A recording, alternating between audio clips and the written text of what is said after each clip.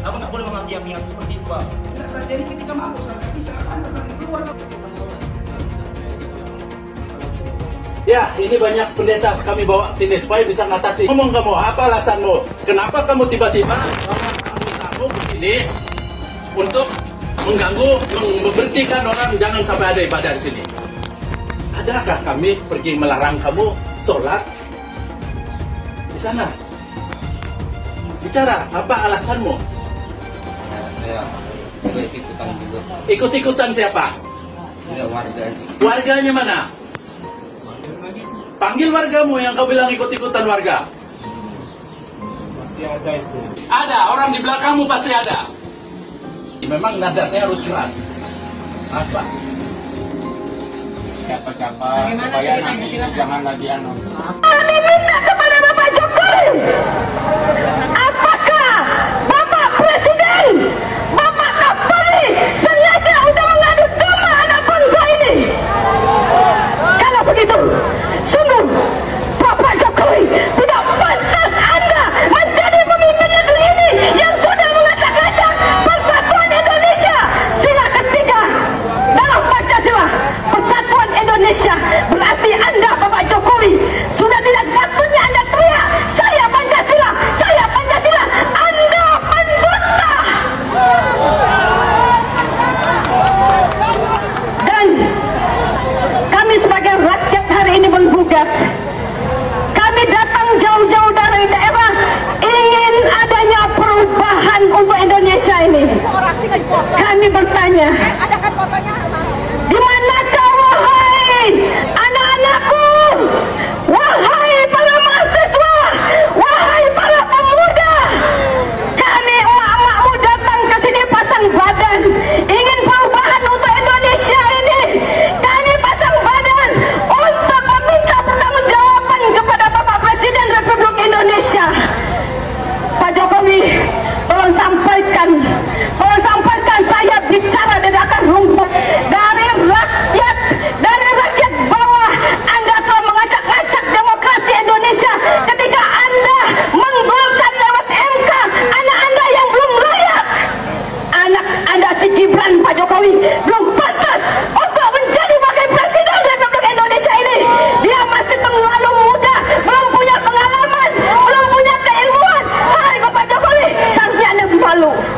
Kenapa Anda sendiri gagal menjadi presiden Republik Indonesia? Hari ini kami mama, ekonomi susah, dan Anda juga bersama menteri-menteri Anda mempersilahkan banyaknya TKA Cina masuk ke Indonesia, sementara anak-anak kami banyak pengangguran. Sekali lagi, hari ini kami dari akar rumput akan teriak. Kami akan teriak, Bapak Jokowi, Anda sudah gagal menjadi Presiden Republik Indonesia. Selayaknya Anda mundur untuk memimpin negara ini, dan belum pantas anak Anda, baik dari misalkan anak Anda yang bernama Kaisang, memimpin satu partai. Sungguh, apa yang bisa dibawa oleh Kaisang? Kaisang belum pantas untuk menjadi pemimpin satu partai. Dan itu saja dari kami. Kami sekali lagi, kami hari ini datang dari daerah akan mengawal sidang MK ini sampai tegaknya keadilan, sampai didapatkan oleh. Jika hakim berlaku jujur, berlaku adil, maka tempatnya adalah di surga. Tapi ketika hakim berlaku tidak adil, tidak jujur, tempatnya ada di neraka. Sebelum neraka di akhirat, masuk dulu neraka di dunia, yaitu di penjara Cipinang. Allahu Akbar. Oleh karena itu, maka saya berharap kepada Bapak Ibu sekalian, sampai tanggal 22 hari terakhir MK harus memutuskan siapa yang bersalah, siapa yang benar. Bapak Ibu senantiasa harus ikut serta bersama-sama dengan Presidium untuk selalu meramaikan sampai 1 juta, 2 juta. Insya Allah MK akan mengubah pendiriannya kembali kepada hati nuraninya. Bersedia Bapak Ibu untuk datang berjuta sampai 1 juta, sampai 2 juta. Bawa keluarga, bawa anak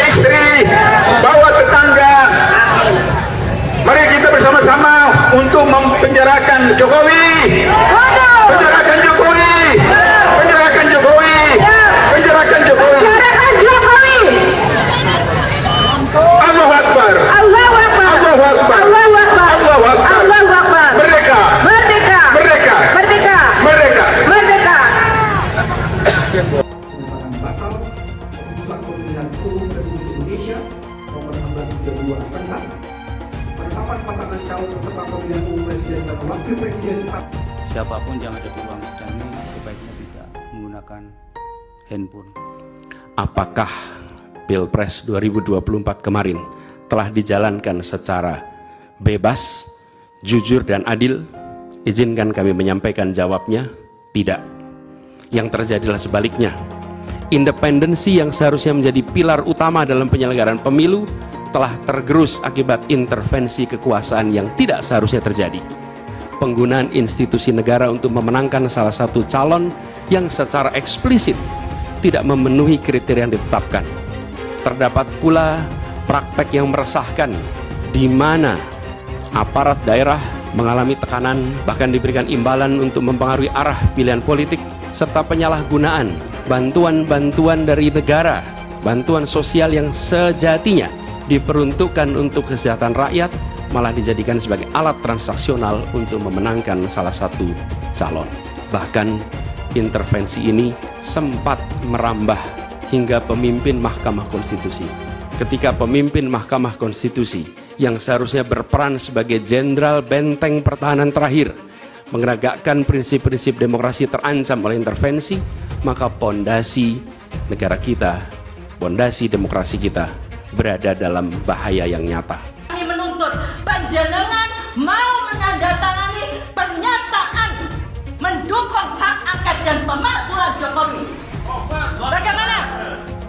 Dan panjenengan sebagai Bapak Ketua DPR mau bersama dengan rakyat menyampaikan aspirasi panjenengan. Hati-hati Bapak Ibu, jangan main-main. Panjenengan bisa main-main dengan kami rakyat, tapi penduduk langit akan mencatat semua perbuatan panjenengan. Akhirat itu tidak ada pembelanya, tidak ada pengacaranya. Kami menolak pemilu curang, dan kami menolak politik dinastik di negara ini. Oleh sebab itu, saya mewakili emak-emak yang hari ini menangis karena kondisi ekonomi semakin berat. Sebagai seorang muslim, mengajak panjenengan semua, kalau panjenengan masih merasa manusia, mari berjuang bersama kami untuk negara ini. Saya takut kalau kita diserahkan pada pemimpin yang zalim. Allahumma anzil alaihim balakal ladzi la yuradu anil qaumadz zalimin. Ya Rabb, turunkan azabmu pada Jokowi dan sekutu-sekutunya. Azab yang tidak dinikmati, yang tidak diinginkan oleh orang-orang zalim. Ya Rabb, turunkan. Allahumma ashibhim adada wa qulhum badada. Hitung jumlah mereka yang jahat, hitung jumlah mereka yang menjual negeri ini, dan habiskan mereka semuanya. Ya Rabb, anak-anakku yang beragama, yang Islam Kadiyah, tapi mereka beragama Nasrani, Katolik, Protestan, dan yang lainnya, mereka punya Tuhan. Tapi Jokowi, dia tidak punya Tuhan. Mereka punya Tuhan, tapi Jokowi, dia tidak punya Tuhan.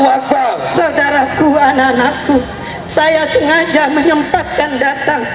Usia saya sudah 74 tahun lebih 2 bulan. Saya khawatir anak cucu saya tidak punya negeri nantinya, karena negeri ini akan dikuasai oleh Cina dengan tentara-tentaranya sudah banyak. Di Morowali bertengkar tentara Indonesia, tenaga kerja Indonesia dengan tenaga kerja Cina, yang mati anak Indonesia 100 orang, Cina cuma 1 yang ditangkap dan dipenjara anak-anak kita tenaga kerja Indonesia. Saya menangis. Ini negeri siapa? Anakku, saudaraku, tentara, polisi, bangkitlah, sadarlah, minta pada Allah, datangkan kesadaran pada para ABRI. Kalian jangan membela yang salah. Kita memilih negeri ini, bukan Jokowi dan keluarganya. Jokowi adalah antek-antek komunis. Antek-antek komunis. Betul atau tidak? Ayahnya adalah ajudan Aidit. Dan ternyata sidang demi sidang mengadili tentang ijazahnya, dia tidak pernah kirimkan ijazah aslinya. Tandanya apa itu? Jadi saatnya dia harus turun, masukkan penjara, dia harus mendapatkan hukuman yang sebesar-besarnya. Kita semua harus bangga jadi orang Indonesia. Ya, kita kritik bangsa kita, tapi kritik yang membangun. Jangan kritik merasa semua jelek, semua jelek. Kalau jelek pindah aja kalau dari Indonesia ini. Ya, saya suka kesel juga kadang-kadang bilang ini kurang Allah. Aku tanya juga, saya lihat sekarang, dulu waktu dia jadi pejabat apa kerjanya? Tak jelas juga. Kan sekarang jejak digital kamu kan kelihatan. Jangan sombong lah kau, bicara-bicara kritik-kritik kau, you have done nothing. Atau mungkin the other way around, kau juga mencuri waktu kau menjabat. Masih terus kita perbaiki di sana-sini. Kalau sempurna ya pasti belum lah. Kalau sempurna kau di surga aja nanti. Siapa yang mau ke surga juga silakan. Nyuruh kita untuk wajib pilih Anies. Gak masalah, itu adalah hak dia. Yang jadi masalah alasannya. Dia bilang kita wajib pilih Anies karena Anies Baswedan itu Imam Mahdi. Ini makanya buat yang ngomong kayak gitu, gua saranin mending tobat dah. Habis itu mikir, sejak kapan Imam Mahdi kalah sama Prabowo? Kalau Prabowo kalah gimana lawan Dajjal, Bang? Ya Allah.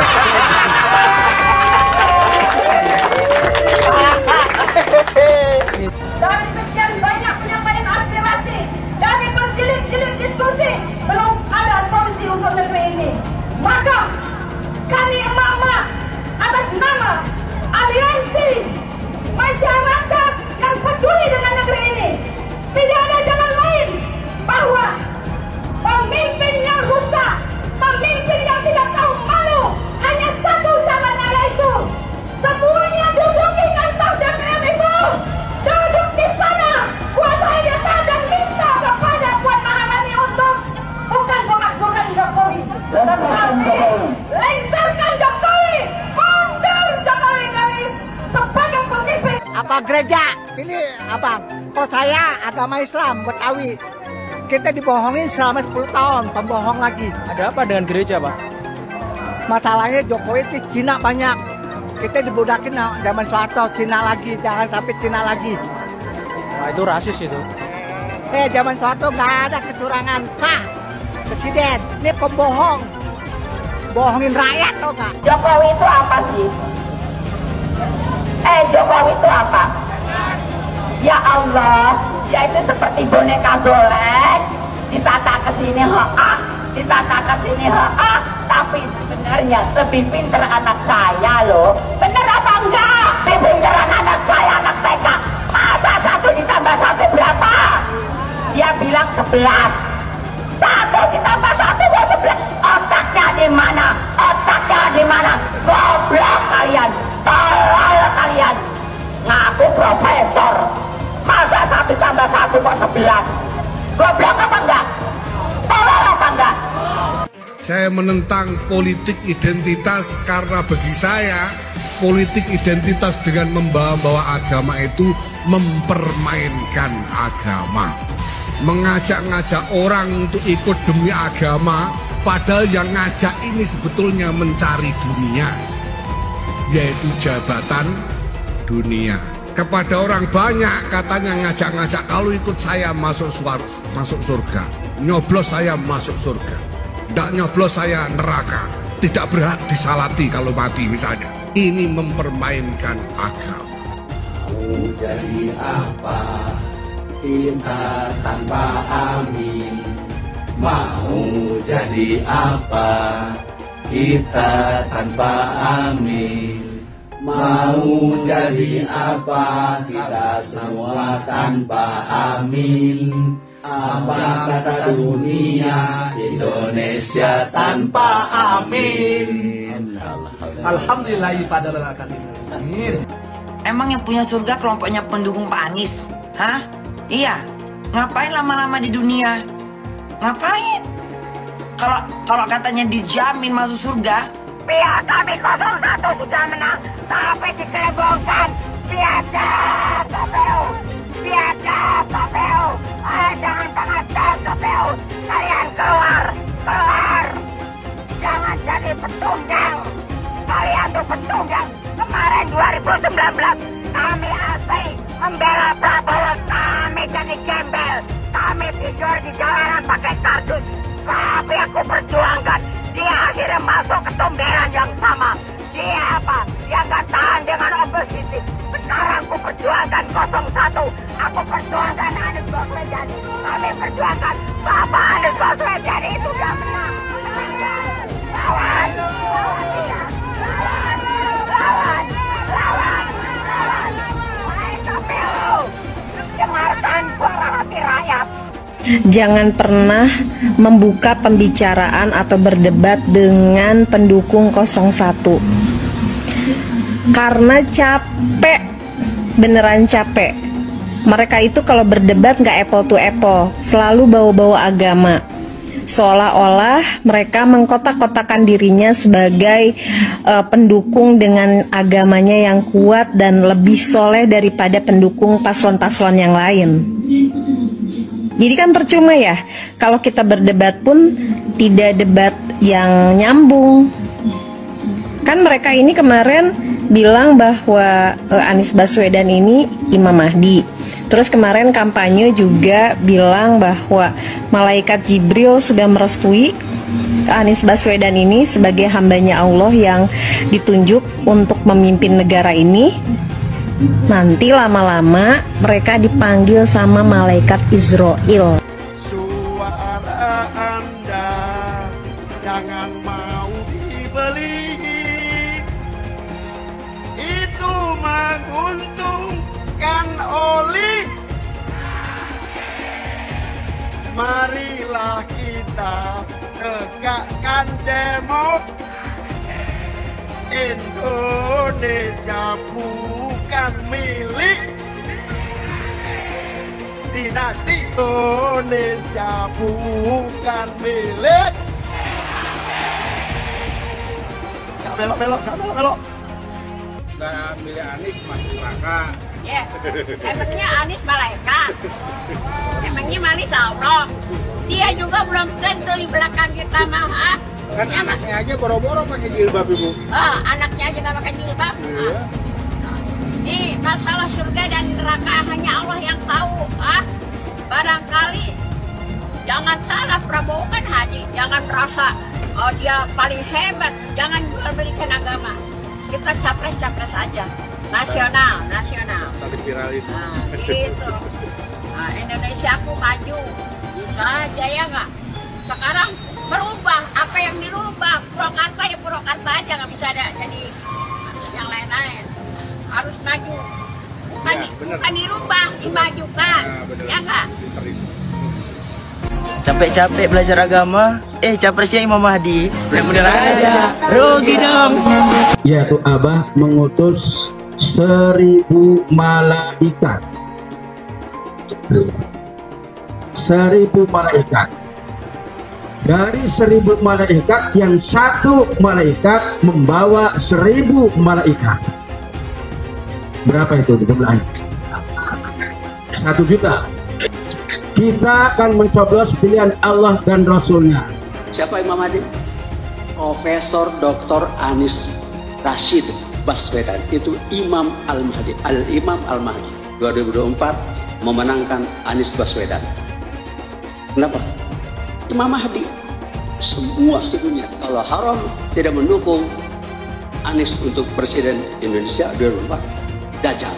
Kalau tidak memenang Anies Baswedan untuk Presiden 2024, Dajjal. Catat itu, amin menang wajib, amin kalah dosa. Secara eksplisit ditulis dalam Al-Quran. Quran surah Al-Qasas ayat 26, Quran surah Asy-Syu'ara ayat 107, 125, 143, 162, 178, 193. Quran surah Ad-Dukhan ayat 18, ayat 51, Quran surah At-Takwir ayat 21, dan Quran surah At-Tin ayat 3. Tepuk tangan untuk kemenangan. Amin. Amin menang. Amin kalah. Catat itu. Amin menang wajib. Amin kalah dosa. Kata amin disebut 14 kali di dalam Al-Quran. Terdapat di dalam 8 surah. Insya Allah ini menjadi isyarat bahwa pada tanggal 14 Februari 2024 Bapak Anies akan menjadi presiden yang ke-8 dan Pak Muhaimin akan menjadi wakil presiden yang ke-14. Tepuk tangan. Amin menang. Amin kalah. Dosa. Hidup amin. Hidup amin. Caplos amin. Menangkan amin. Amin menang 1 putaran. Amin. Amin. Amin menang. Wajib. Amin kalah. Dosa. Amin menang. Amin. Amin kalah. Dosa. Hamba itu namanya Anies Baswedan.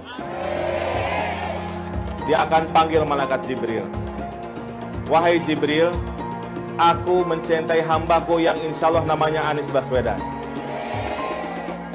Kabarkan kepada seluruh umatku, seluruh makhlukku, bahwa aku mencintai Anies Baswedan. Maka Jibril akan mengatakan kepada seluruh makhluk di langit, seluruh makhluk di bumi, cintailah Anies Baswedan. Maka insya Allah makhluk di langit dan makhluk di bumi semuanya akan mencintai Anies Baswedan dan mendoakan pada 14 Februari insya Allah Anies Baswedan Presiden Republik Indonesia. Siap Bekasi memenangkan Anies Baswedan 80%. Siap menang 1 putaran. Saya tidak mau pemimpin masa depan menyalahkan angin di kemudian hari. Anda kalau nyindir lain kali jangan pakai angin, Mas. Mau bilang lagi, jangan salahkan angin. Saya kan sampaikan soal angin ya kemarin. Angin tak ada KTP-nya. Angin itu bergerak dari sana sini. Ketika polutan yang muncul dari pembangkit listrik tenaga uap mengalir ke Jakarta, maka Jakarta punya indikator, karena itu Jakarta mengatakan ada polusi udara. Ketika anginnya bergerak ke arah Lampung, ke arah Sumatera, ke arah Laut Jawa, di sana tidak ada alat monitor. Ada orang yang bilang jangan cerita soal angin, maka dia tidak menghormati ilmu pengetahuan. Jangan sampai Indonesia jatuh ke tangan pembohong. Jangan sampai Indonesia jatuh ke tangan Anies Baswedan. Anies pintar asumsi bukan pintar bicara, tidak pintar kerja. DKI Jakarta sudah menjadi parameter Anies tidak pantas jadi presiden. Saya mensyukuri kenapa kalah, kenapa ditahan. Saya bersyukur atas itu semua. Saya coba bayangkan ya, kalau seandainya waktu itu kita menang, gitu ya, hari ini belum tentu kita bisa nikmati seperti ini. Kita bersyukur 5 tahun Tuhan izinkan kasih ke orang yang pintar ngomong untuk kerja. Coba kalau kita bayangkan gitu ya, kalau kemarin saya masih jadi gubernur, ini saya udah turun ini. Tapi yang pintar ngomong itu dikira orang hebat kan? Ini lebih berbahaya tahun 2024, langsung ketahuan karakternya. Langsung ketahuan itu. Di saya juga ada kutipan Pak di kamar saya Pak. Tulisannya, Jakarta telah mengambil keputusan yang fatal. Anies bilang dia akan membuka lapangan kerja. Yang dulu janjinya 200.000 lapangan kerja. Ternyata cuma omong kosong, alias cuma janji palsu. Soal pembangunan yang berkelanjutan. Dia bilang di Jakarta dia udah meneruskan yang udah baik. Lu jangan percaya ya, itu ngibul. Faktanya nggak seperti itu loh. Belum lagi nih, program penanggulangan banjir. Jadi di daerah Jakarta itu ada daerah yang sebelumnya udah bebas banjir. Pas Anies mimpin, kok bisa-bisanya daerah itu banjir lagi? Gimana nggak banjir kalau kalinya udah nggak pernah dikeruk sama dibersihin, Pak? Kalau soal Jakarta, gue bisa bicara banyak deh. Jadi gue saksi bobroknya kepemimpinan Anies di Jakarta. Dan gue bisa pastiin, omongan manisnya Anies soal apa yang dia lakukan waktu mimpin Jakarta itu banyak ngibulnya. DKI yang kita harapkan, Anies Baswedan yang begitu jelas Islamnya, 4 tahun 8 bulan jadi gubernur, mana peraturan bergub saja. yang melarang migrasi? Mana perda Islam apalagi? Yang akhirnya tidak berani juga menegakkan hukum Islam. Banjir tetap banjir, macet tetap macet, kriminalitas Jakarta. Anda tahu, 2 menit sekali terjadi pencurian. Sekarang orang sedang euforia, dia mau dicapreskan. Bagaimana umat terjebak lagi, bodoh lagi, masuk lagi. Kalau misalnya memang Anies itu mau maju dan dia tekad mau menegakkan hukum Islam dan menyatakan perlawanan, saya setuju. Tapi dia tidak lakukan itu. Bapak Politik Identitas Indonesia Anies Baswedan, Bapak Intoleransi Indonesia Anies Baswedan, jangan lupakan, jangan terlena, jangan sampai dia pecahkan kita dengan dagangan ayat dan mayatnya. Air itu turun dari langit, turunnya ke atap rumah langsung sumur bor, bukan ke sungai dan ke laut. Jangan hanya konsentrasi pada pembangunan benda-benda mati yang indah difoto dan bisa ditunjukkan dalam 5 tahun hasilnya. Kalau kita mau menilai sebuah janji, maka lihat janjinya atau lihat kenyataannya. Dulu janjinya apa ya? Dan ini aneh, betul-betul aneh. Ini bukan kampanye, tapi saya sampaikan sini. Di satu sisi menyiapkan jalur-jalur air untuk dikirim ke laut, di sisi lain di lautnya dipasang dengan pulau reklamasi, tinggal tunggu waktu jadi rob, air balik. Dan ini melawan sunatullah. Kenapa? Air itu turun dari langit ke bumi, bukan ke laut. Harusnya dimasukkan ke dalam bumi, masukkan tanah. Di seluruh dunia air jatuh itu dimasukkan ke tanah, bukan dialirkan pakai gorong-gorong raksasa ke laut. Jakarta telah mengambil keputusan yang fatal. Bukan banjir, itu memang parkir air. Bukan banjir, itu memang parkir air. Masyarakat berkeliling dengan membawa toa untuk memberitahu semuanya, termasuk sirine. Ibon 82 miliar. Apa alat transportasi yang dimiliki oleh hampir setiap orang? Alat transportasi yang dimiliki semua orang adalah kaki. Kalau seandainya orang Jakarta percaya Pak Anies jadi gubernur pun, saya berani jamin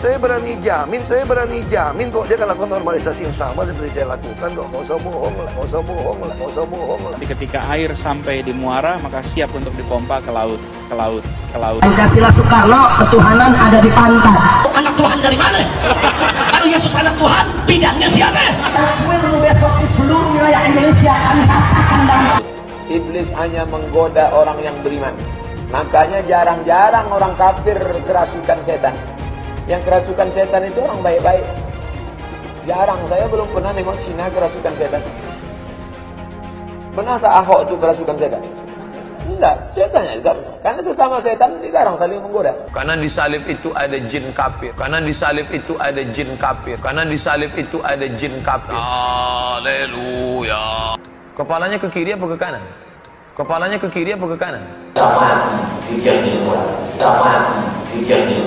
Tetap percaya salib itu lambang mulia, bukan jin. Kok ketawa? Aku nggak nyindir siapa-siapa loh. Saya nggak pernah mundur untuk kebenaran, keadilan, kejujuran dan peri kemanusiaan. Gue nggak pernah mundur. Dan gue nggak pernah takut juga sama lu. Siapapun yang rasis, gue akan hadapin. Karena rasis itu tidak berperi kemanusiaan. Sama saya ditanya dulu kan, kamu nyesel nggak statement kamu di Pulau Seribu sehingga masih masuk penjara? Tidak pernah nyesel, karena saya mengatakan kebenaran. Anies menuduh Jokowi melakukan penjagalan. Padahal Anies lupa pada rekam jejaknya sendiri di tahun 2017, di mana Anies melakukan penjagalan terhadap Ahok. Semua cara dilakukan, termasuk melakukan politik identitas berbasis agama, sampai-sampai menggunakan kelompok FPI, HTI, dan kelompok intoleran lainnya. Sudah barang pasti, Anies tidak akan melanjutkan program-program Jokowi. Legasi-legasi dari Pak Jokowi akan dihancurkan oleh Anies. Programnya akan diacak-acak oleh Anies Baswedan. Lihat Jakarta, hancur semua. Semisalnya Anies menang, maka Ibu Kota Baru atau IKN nggak akan jalan. Pembangunan akan di-stop. Kita bisa melihat rekam jejak Anies saat menjabat di Jakarta selama 5 tahun. Tidak ada satupun janji yang dipenuhi dan tidak ada kinerja yang bisa dibanggakan. Dari DP 0%, GOC, kelebihan bayar, Formula E, banjir, sumur resapan, jalan rusak, dan gonta-ganti nama jalan. Jika Anies menang, maka FPI dan HTI, Ormas Khilafah, akan kembali. Apa kita mau Pancasila diganti oleh Khilafah? Bagian Indonesia Timur yang mayoritas non-muslim pasti tidak akan setuju dengan khilafah. Mungkin Indonesia akan bubar jika Anies memimpin. Perkataan Ahok sudah terbukti dan Jakarta sudah menjadi korban. Jangan biarkan Indonesia menjadi korban kibulan Anies Baswedan. Pendukung 02 jangan girang dulu karena segala sesuatu masih bisa mungkin terjadi.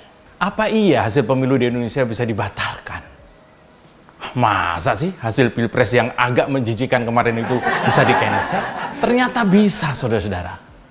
Ternyata bisa di-cancel atau bisa dibatalkan. Dan minimal dalam level tertentu, MK itu pernah membatalkan hasil pemilu.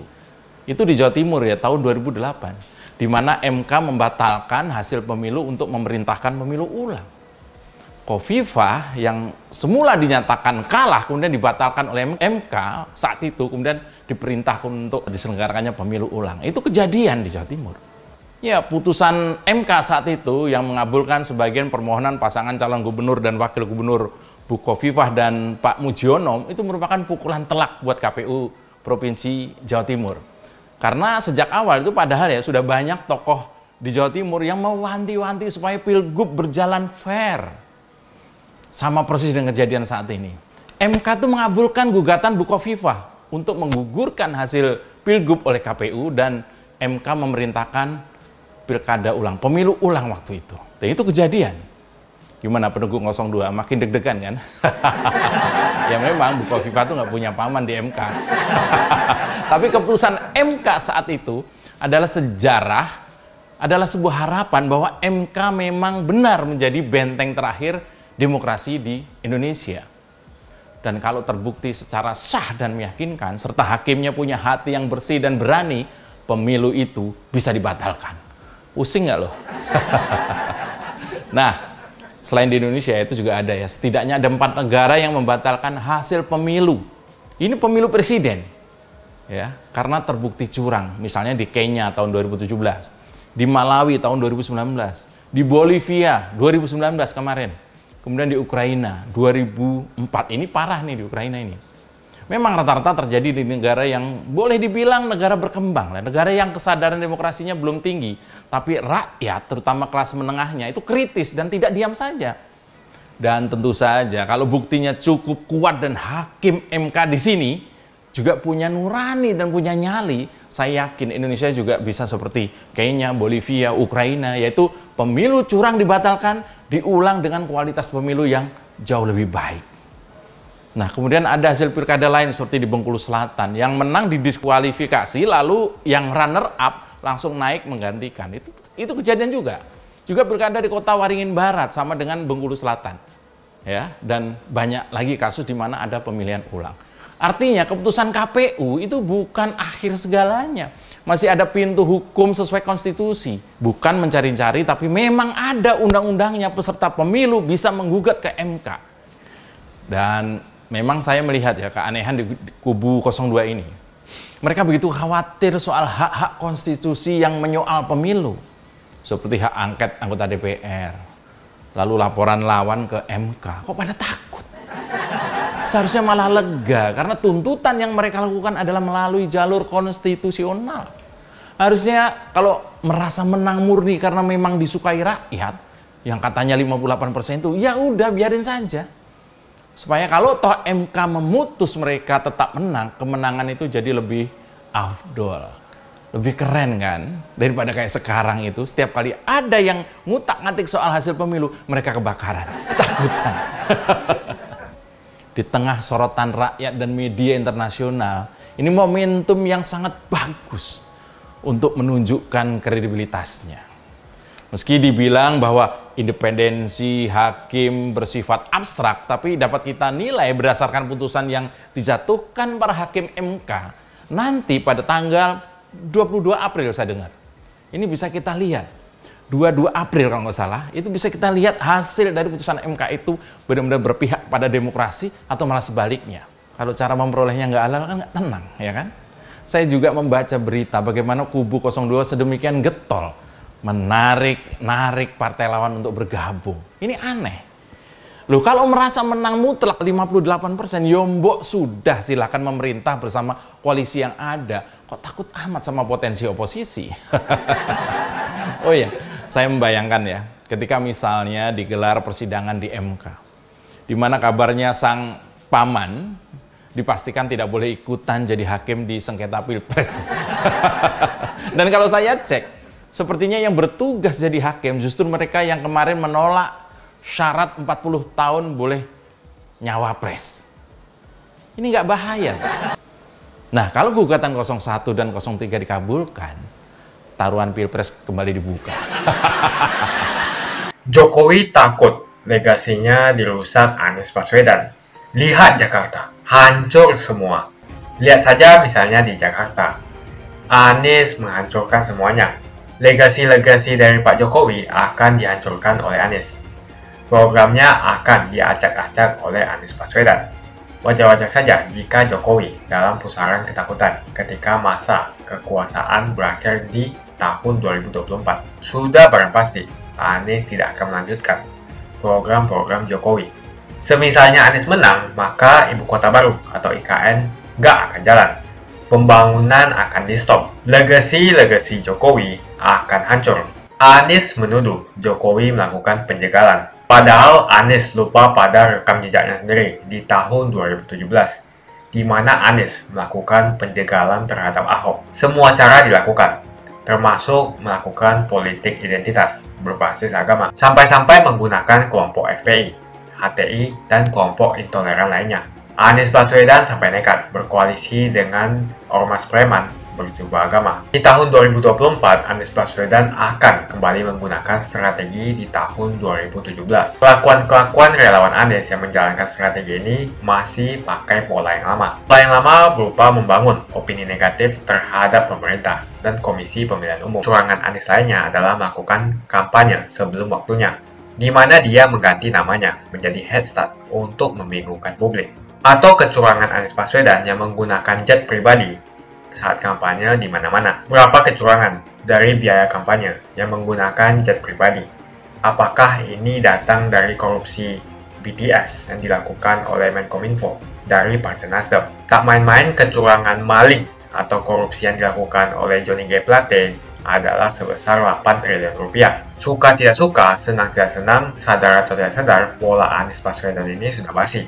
Nampaknya para relawan Anies sudah tak punya cara atau metode lain dalam berkampanye, sehingga memainkan strategi playing victim. Memang basi sih strategi ini, tapi sangat terbukti ampuh, apalagi jika ditambahkan dengan jualan isu agama. Kita bisa melihat rekam jejak Anies saat menjabat di Jakarta selama 5 tahun. Tidak ada satupun janji yang dipenuhi dan tidak ada kinerja yang bisa dibanggakan. Dari DP 0%, OKOC, kelebihan bayar, Formula E, banjir, sumur resapan, jalan rusak, dan gonta-ganti nama jalan. Diketahui Anies pun masih berhutang 100 miliar kepada Sandiaga Uno dan sampai saat ini belum dibayarkan. Untuk jadi gubernur saja, Anies sampai berhutang 100 miliar kepada Sandiaga Uno dan belum dibayarkan. Apalagi jadi presiden. Berapa triliun yang akan Anies hutangkan? Dan bagaimana Anies bisa membayar utang triliunan itu? Apakah Indonesia siap untuk dijual? Jika Anies menang, maka FPI dan HTI, Ormas Khilafah, akan kembali. Apa kita mau Pancasila diganti oleh Khilafah? Bagian Indonesia Timur yang mayoritas non-Muslim pasti tidak akan setuju dengan Khilafah. Mungkin Indonesia akan bubar jika Anies memimpin. Perkataan Ahok sudah terbukti dan Jakarta sudah menjadi korban. Jangan biarkan Indonesia menjadi korban kibulan Anies Baswedan. Begitu saja opini saya tentang Anies Baswedan. Bagaimana opini kalian? Tuliskan di kolom komentar. Pastikan kalian semua menekan like di video ini. Dan jangan lupa bagikan video ini ke teman dan family Anda supaya mereka semua mengetahui tentang informasi ini. Tekan tombol subscribe dan bunyikan lonceng notifikasi supaya kamu tidak ketinggalan.